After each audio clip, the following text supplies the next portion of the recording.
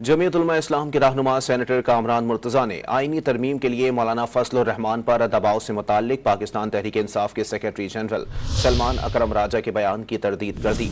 निजी टीवी से बातचीत करते हुए कामरान मुर्तज़ा ने कहा कि अगवा होने वाली बात होती तो सबसे आसान हदफ वो थे, मगर मुझसे तो किसी ने छेड़छाड़ नहीं की।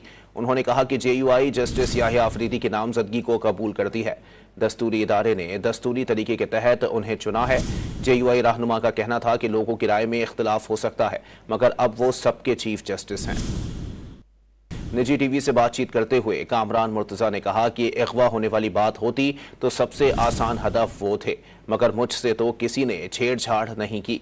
उन्होंने कहा कि JUI जस्टिस याहिया अफरीदी की नामजदगी को कबूल करती है। दस्तूरी इदारे ने दस्तूरी तरीके के तहत उन्हें चुना है।